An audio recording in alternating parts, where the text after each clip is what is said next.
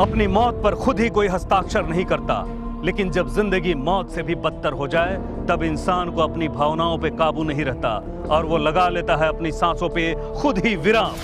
नमस्कार, स्वागत है आपका हमारे इस खास कार्यक्रम जुर्म के जाल में। ग्लैमर और चकाचौंध की दुनिया हर किसी को अपनी ओर खींचती है।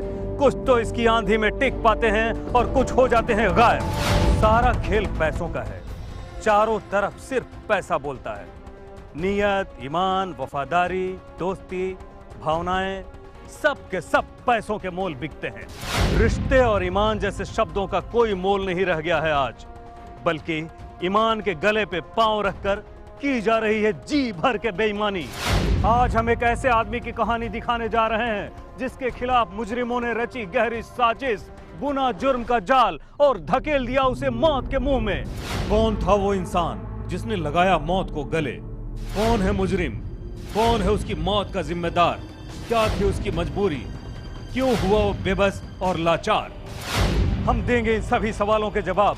हम करेंगे उन मुजरिमों को बेनकाब, क्योंकि कानून को जिंदा रखना है तो बोलना सीखो।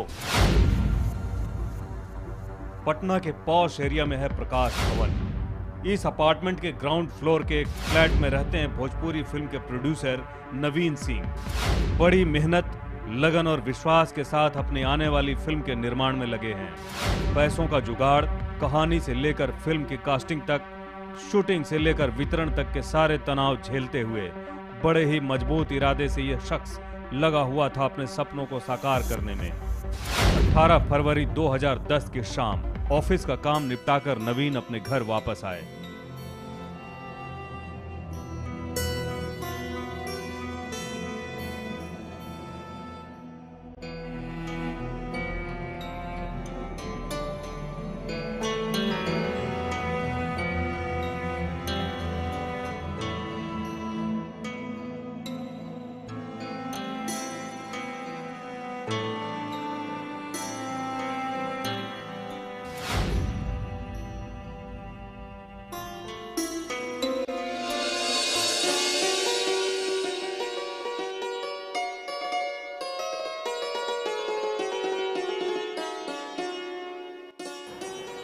जी सुन रहे हैं?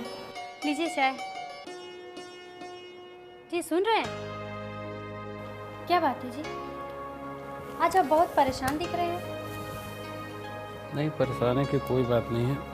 एक फिल्म का चक्कर था। अरे वो प्रभात जो है ना, परेशान कर रहा है। खैर छोड़ो, तुमको इससे क्या लेना देना है? तुम कुछ कह रही थी, कहो। अब क्या बताएं, मम्मी की तबीयत अचानक खराब हो गई है, मुझे घर जाना ही होगा। क्या हुआ मम्मी को? कल तो ठीक ही थी। आज घर से फोन आया था, पता नहीं क्या हुआ है, लेकिन मेरा मन भी बहुत करता है। प्लीज चलिए ना। घबराओ नहीं, परेशान मत हो, इतनी छोटी सी बात है। ज़्यादा सीरियस है क्या? पता नहीं, चलिए ना प्लीज। चल तैयार हो जाओ, चलते हैं। चलो तुमको छोड़ के आ रहे हैं।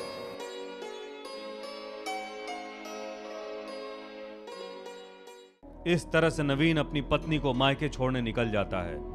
रात को बोले तुम माँ के यहाँ जाओ, माँ का भी मन ठीक नहीं था, तो हम लोग माँ के यहाँ चले गए और इंतज़ार करते रहे कि अब आएंगे अब आएंगे अब आएंगे। जब नहीं आए तो सुबह में फिर पता चला ऐसा ऐसा बात हुआ है। 18 फरवरी की रात करीब 9 बजे नवीन ने अपने बड़े भाई अनिल सिंह को फोन किया। अनिल सिंह घर पर मीटिंग रखने की बात पर सहमति व्यक्त करते हुए तैयार हो गए। दूसरे दिन 19 फरवरी को सुबह 11 बजे अनिल के घर मीटिंग रखी गई। घर पर 9 बजे नवीन सिंह से हमारी टेलीफोनिक बात हुई है, जिसमें नवीन सिंह ने हमको कहा कि 10 आदमी का नाश्ता का सुबह व्यवस्था करवा दीजिएगा। सुबह 11 बजे की मीटिंग है, सारा मीटिंग यहाँ हो गया है। अब आपके सामने जो मीटिंग हो जाएगा वो फाइनल मीटिंग होगा, वो फिल्म की मीटिंग थी। 19 फरवरी 2010 सुबह करीब 9 बजे नवीन के भाई अनिल सिंह ने नवीन के मोबाइल पर रिंग किया। रिंग होता है लेकिन नवीन उसे रिसीव नहीं करता। काफी देर तक कोशिश करने के बाद भी जब नवीन सिंह के फोन से कोई जवाब नहीं आया तो अनिल सिंह ने अपने छोटे भाई आनंद को फोन कर नवीन के घर जाने को कहा। हेलो, आनंद, अरे मीटिंग में का क्या हुआ? नवीन से बात नहीं हो पा रही है, मैं कोशिश कर रहा हूँ, फोन नहीं पिक कर रहा है। जाके देखो तो क्या हुआ।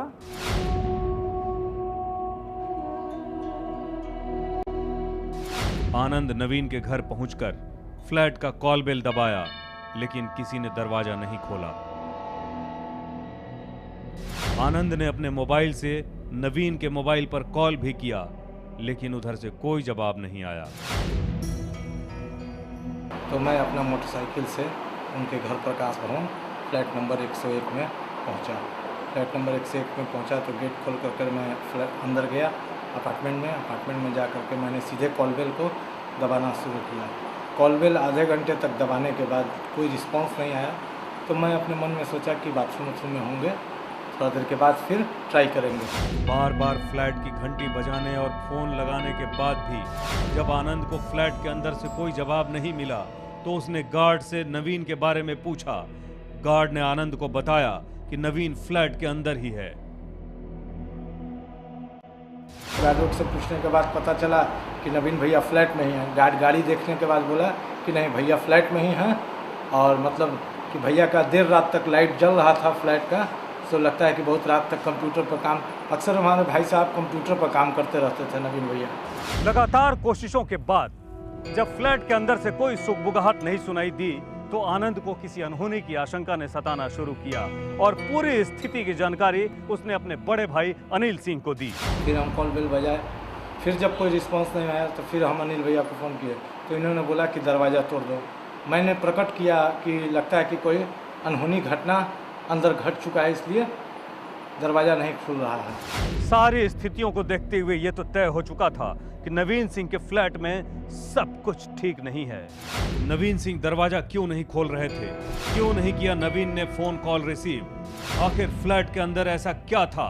क्या नवीन सिंह गहरी नींद में सो रहे थे या कोई और माजरा था? हम देंगे इन सभी सवालों के जवाब ब्रेक के बाद।